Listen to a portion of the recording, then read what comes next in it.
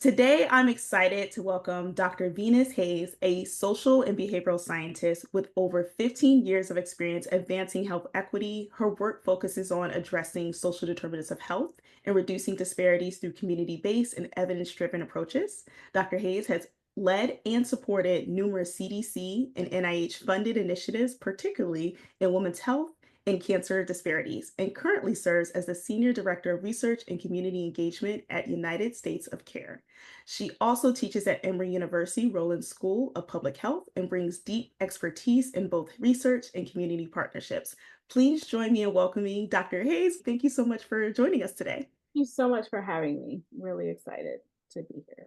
So, as we honor Black Maternal Health Week, I wanted to have a really upfront conversation about what it really means to create meaningful change. So, the first thing I wanted to start off with, Dr. Hayes, is want to share a bit about your role as a Senior Director of Research and Community Engagement of United States of Care, and specifically talking about how does your work connect to maternal health, especially when we think about the unique challenges that Black women face. Yeah, and I appreciate the question. And I think, as you mentioned in bio and just in reflecting on my public health career and journey, I've always been rooted in women's health. That has always been a deep passion of mine. And my journey to United States of Care was really interesting because when I saw the posting, it had research and community engagement together in the title. And I was like, oh my gosh, I can't believe there's somebody thought enough to put these together. That's how I have been trained in my career, and community engagement opportunities married with research is what I've known. I like to say a lifelong learner in this space, always trying to grow and improve and be better, but nonetheless making sure that research doesn't happen in silos like it often happens in so many other spaces. I always wanted to be keen on listening to people that are not otherwise listened to and giving a voice to folks that otherwise don't have one. That has been something that I've always tried to bring to bear and find new and creative, innovative ways to do that. Again, women's health, especially Black women's health, is probably one of the main reasons I pursued a research career in particular, because we need more of us to study more things that are affecting our communities. Oh my goodness, so well said. I mean, there's so many good takeaways. So if I look down for anyone, I'm writing notes because I'm a big note taker, so I always have my big binder. But as a fellow lifelong learner, I definitely resonate with that and love the fact that you mentioned how the research and community engagement component are put together when we think about the 100 weeks journey map and how that's been a part of your work. And if you don't mind walking us through what that is, what inspired it, and how you hope it will help better the maternal health experience. Yeah, so coupled with my work at US of Care, my role at the organization is to essentially listen to people all across the country about their challenges and pain points and experiences as they interact with the healthcare system.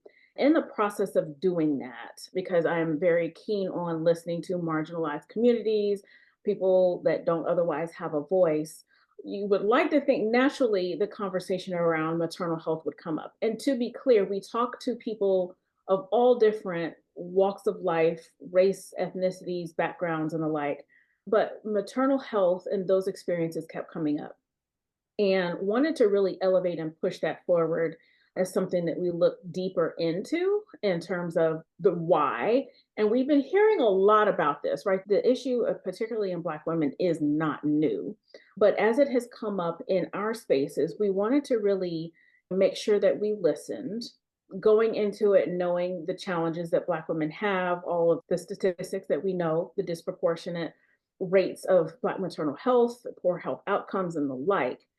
But let's get into those experiences. What do they look like? And a lot of times we hear about experiences as it comes up as it relates to childbirth and labor.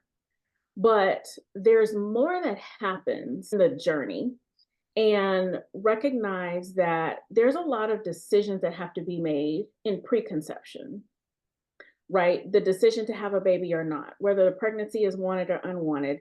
And let's also consider that there are experiences that Black folks have generally with the healthcare system, right? And so, as a Black woman, how are you entering the maternal health space as a Black woman when you've already got challenging experiences as it is? So, we wanted to make sure that we captured that. And just taking a step back and saying, hey, it's bigger than just 40 weeks when you get pregnant and have the baby. A lot of times that's how we conceptualize and think about this. So let's look at preconception and then get into the 40 weeks leading up to childbirth, but then the ever so critical postpartum phase. And so that was the idea and the concept behind 100 weeks. When you put all of that together and you look 1 year plus into postpartum, you have 100 weeks essentially of this journey. And so when we did some deeper listening into capturing maternal health experiences, we wanted to capture experiences across that continuum and not leave out the critical preconception phase and postpartum phases. So that was the idea and the inspiration behind creating that. And I will also say it wasn't just the experiences from all of those. We try to capture at a very high level the clinical recommendations as they stand, and I'm saying as they stand because there's plenty of room for improvement there, but just to ground what's supposed to happen, what's actually happening, and what's the ideal that we need to be striving for. So there's layers to it within each of those phases. One of my favorite things about this is the intention to highlight the bright spots and where there are community-based organizations and Black women that are doing awesome things, jumping in the fight to try to solve some of these challenges, right? So we made sure to layer on and capture as we're talking to women, what is the ideal experience that they want to have in these spaces? And where is their good work already happening on the ground in communities to be able to solve some of these challenges? And so we wanted to capture all of those layers within the journeys and pull all of that together. So it was really exciting to see and highlight some of not only the challenges, but areas of opportunity.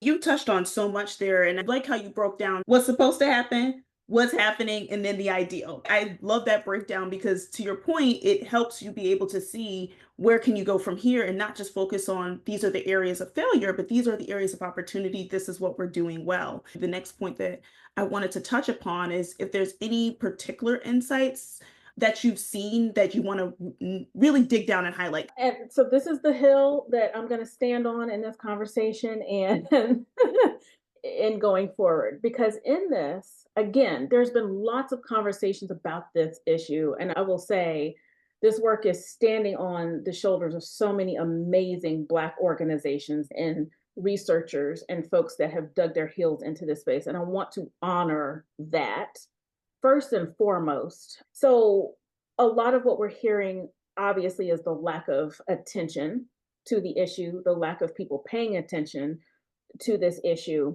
But in the evolution of doing this work and building the journey map and looking across this continuum, the significant gap in postpartum care is where we've decided as an organization to hone in on, because so much is happening in that space and so much is falling through the cracks in that space. And looking at the data between day one and up to a year postpartum, that's where most of the mortality is happening. A lot of people don't know that. It was shocking to me. Like, I knew there were a lot of postpartum deaths, but the sheer amount that is happening and the reasons was really surprising to me. And so that was an area that we have identified to double down on and pay very close attention to. And so you're talking about mental health support, you're talking about support services, women feeling like they have to go it alone and figure it out and pull themselves together and get back to work and take care of their families and, all of that. It was just heartbreaking in some instances to hear what was going on in their mind and what they were having to reconcile. And from a systems perspective, the lack of coverage for certain services that they want to have, which is really important and touches on some other research. To me, so much came out of this work and so much more to dig into, but that postpartum phase really needs a lot of love and attention. So much is happening there that we can talk about in terms of what we heard and kind of where we could and need to go for addressing some of the challenges with Black women in maternal health in that space. Oh wow. That is really insightful to point out that postpartum period, because to your point, that's probably where so many of us are just unaware of how dangerous that can be for Black women specifically. And since you've already touched upon the stressors, the challenges, and really some of those points of failure that have happened, I would be curious to know what support, whether that comes from providers, partners, or the community, could really make or break that experience for Black women. If I go on a bit of a ramble or rant, I apologize in advance because there's so much to unpack there. First thing that comes to mind was a focus group we were sitting in rural South Carolina. And one of the biggest takeaways from that group was women just happy and excited to be in that room, Mm. talking with other women and hearing about their experiences and not feeling like they were so alone. And when we asked them, what would you need? What would you like to see in this space? And they said stuff like this. And it was just like, but this is so simple. In theory, right? This is so easy, but not really, not for them. It was Mm. that sense of that need of community and support. Now, is that happening in parts of the country? Absolutely. Is it happening online? Are Black women finding and creating communities to come together and talk and share experiences and advice and tips and strategies and tricks? Yes, absolutely. And that is a bright spot in that area. But we cannot assume that that is happening across the board and people automatically know how to plug into it, especially Mhm. if you are in go mode and I have all these people in my house that I am having to support and take care of. And sometimes I just need a break away from my family, away from my baby. And I feel bad saying that Yes. and not feeling like they're going to be judged because they say that and they just need a space to talk and cry and fall apart. And one of those focus groups was that it was a whole session, but within that it was I don't have the support from my employer for postpartum, so if I don't go Mhm. to work I don't make money. If I don't make money I can't put food on the table, so I do what I have to do. One of the biggest things that just absolutely broke my heart was the lack of support for women that have miscarriages. I'm reminded of a story of a woman who went to the hospital. First, she did not know she was pregnant, but she was Mm. in distress. She ended up losing the baby. She had to go to work immediately after that because in the state where she lived, she's not afforded the same postpartum care after losing that baby because she did not have a baby. Mind you, your body, and I learned this, your Mhm. body is still going through a postpartum phase. You're still Yeah. lactating, right? Your milk is coming in, all of these things are happening, Wow. and not having the support to meet that. And I didn't really realize how real that was, you know? Yeah. And so I think depending on your employer, there's varying degrees of support. I don't think there's any baseline, like her not even being able to take a leave for bereavement, for, any of those things. Like that's something to pay attention to. We heard it even if you do have some type of leave, you have to go back at what, 6 weeks? Sometimes it was Oh, wow. 4 weeks. And you can take more time if you want to, but you don't get paid. And for a lot of people, that's not realistic, right? Getting doula support, lactation support, and your insurance not covering it. Well, what do you do? Right. And so you're trying to meet all these moments.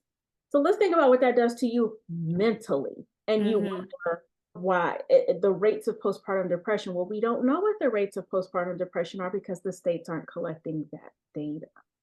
Wow. You see where I'm going with this? Like there's Yeah. layers of things that need to be considered. And you don't know this unless you talk to people, until you get into communities. And one of the things I love about the work that we do, when we can, is we go to where people are. Like we're having conversations in people's, homes and community centers and, where they feel comfortable. So you can see the surroundings of which they are having to operate. You can see and hear the conversations of how they have to plan to get their pregnancies induced because their closest labor and delivery department or hospital is an hour away, or they have to take off work unpaid for prenatal care 45 minutes to the nearest OBGYN to have to sit there for half the day because said OBGYN is at another clinic because Mm. you're in a maternity desert. So there's so many compounding layers to all of this, which is why it's important to highlight the community-based programs that are happening on the ground to meet these women where they are, to provide the solutions. But from a systems level, we need to be able to cover those things through insurance, whether it be Medicaid, Yes. employee sponsored insurance, whatever the case may be. And therein lies a whole nother challenge. I'm encouraged by the bright spots and the organizations that are out there, the tech space that is trying to meet the moment through different apps. I think about the Earth app. I think about the Maven Clinic. I think about Family Solutions, South Carolina, that makes home visits and has trained community health workers and doulas that can go out and literally meet women where they are. That is encouraging. But we need to scale that up. We need to provide provision for it. We need to pour those resources back into communities so they can scale and sustain and do the good work that they are doing. Lots of challenges. There are bright spots. We need to pour into and invest in those bright spots to make it better so more people can realize some of that. So that was my rant. Probably more than what you asked for, but yeah, there's a lot there. Oh, that was more than what we asked for and more in a good way because we really need to hear that. I have a background in international development, so I 100% lean so much into having the conversations with community, going into community, because how do you identify a problem if you don't talk to the people? Because then you're just going to come up with random solutions that may or may not work, and it may not even be the problem that people actually have. Yep, that's precisely it. And I'll say, and this is where I like to plug being a lifelong learner because there's Yes. people out there doing this with their eyes closed. Community organizers have been doing it for years, but it takes resources. It's what we grapple with internally, like wanting to do more and being able to get the support to do that, but also making sure that it's in a sustainable way. What we strive to do and opportunities to make it better. It is happening. I appreciate conversations like this and Yeah. wanting to have other, like, how are you doing this? What are some things that are working? What are the lessons learned? I think there's just as Yes. much value in figuring out what's not working so others don't repeat your mistakes. We don't always have to live each other's mistakes, especially when money is involved. How do you come together to solve some of the challenges? We talked about a couple of the challenges and why we wanted to have this conversation is we also want to talk about some of the solutions that have already been found, like you said, the lessons that have been learned from having these conversations in a focus group. So, are there any innovative care recommendations that you found in the work that you've been doing that can truly improve the maternal health experience for Black women? Yeah, I touched on this. And within the journey map, there's links out to different apps, platforms. Like the tech space is something really worth noting because that's the age of where we're living in. Everybody's got a Sure. smartphone. We are in the age of leaving reviews. We have bad experiences, especially when we have bad experiences. The digital space is key to hone in on to the extent that their like virtual care might meet a moment. And I'm thinking about Mhm. postpartum in particular. How can we explore the use of virtual care for postpartum mental health checks? I'm thinking about Maven Clinic that does a lot of that along the continuum where it makes sense. We touched on that in some of the focus groups, like how do people Okay. feel about that? And I think it's not a replacement for hands on in person. In a lot of these instances, you need to touch, feel, see, but is there a happy medium Yeah. for women that are in maternity deserts that can't always get to a place or they spend time traveling and have to take off work? That's a stressor for people and often miss prenatal visits because hey, I've got to live, I'm going to work, I get paid. That's a very real thing. We cannot ignore. I mentioned Family Solutions. They've been doing some amazing work for over 20 years, literally making house calls. And back to some of the focus groups we went to in South Carolina, some of the things that admittedly we thought we were going to hear, we didn't hear because Family Solutions was on the ground, meeting them with supplies, with diapers, with formula, car seats, right? Like they have a whole system and program set up. And you can literally hear the exchange of women in focus groups like, oh, yeah, this is what they do. Oh, I heard about that. I wasn't sure if they. And so it's a realization of a resource that they can have. And they use community resources. they partner with people on the ground, local businesses, which is the beauty of it. And so I highlight that they've been doing this work for years. Sometimes you don't have to reinvent the wheel. You just have to Yes. pour into resources and highlight the models of how they're operating and replicate it and scale it to what makes sense for another community because it may not translate one to one. Sometimes there's opportunities to not reinvent the wheel, but just take what's out there and make it relevant to the community that you need it for. Yeah, and I think that differentiation is important too, to your point of like sometimes you can reinvent the wheel, but sometimes it's actually best not to. This one solution that can work here in, Boston, Massachusetts may not work so well in Atlanta, Georgia. And that's because there's lots of other systemic issues that are happening that people in Georgia may experience that Boston doesn't, people in Boston experience that Atlanta, Georgia doesn't. Which is why going to communities and talking to people is critical. You Yeah. learn the most with the people that have lived there and lived the day to day. From your perspective, are there any policies or systemic shifts that are absolutely necessary in your mind to see some lasting change? I know there's a lot going on in the United States, so this could go a lot of ways. Struggle with this question today Yeah, yes. because we are in whiplash, the US as it stands, with healthcare, of course. Like my heart goes out to everybody who is either a federal worker or receives federal funds to do this work. And what a blow that is about to be to this fight that we have already, been in. Hmm. Again, the giants that have been doing this work for years that are insurmountable obstacles, right? Which is why, like, to anyone who is listening, foundations, nonprofits, or has the capacity to pour into organizations to sustain this good work is Yeah. going to be a shift that we're going to have to make because the federal landscape is not meeting this moment. There's some research that we just put out related to, you didn't ask me this, but I'm going to plug it anyway. um, As you should.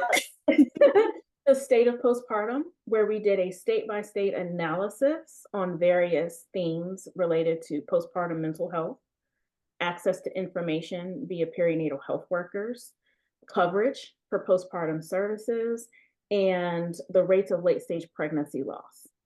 And you can click on each map and literally pull and look at that data. It's all backed by publicly available data sets. And sadly, what we found is the South has got some work to do in Mm. all these spaces across the board in postpartum.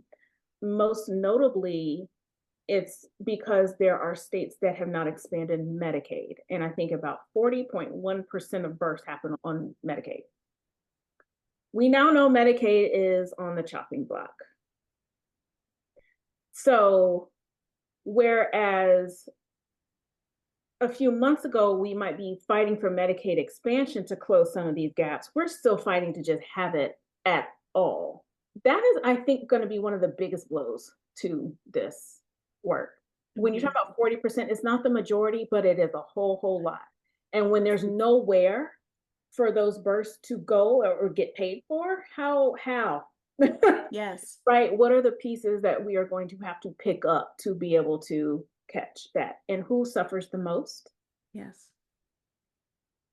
So that's something Yeah. that's very top of mind for us. So that is again both the research that we have. We want to update it at a pretty regular clip to the extent that we can, to the extent that the data still exists to be able to pull down again whiplash, Yes. all the things they're trying to solve. So that was my long answer of it's hard, really, Yes. really hard right now when the country is being dismantled.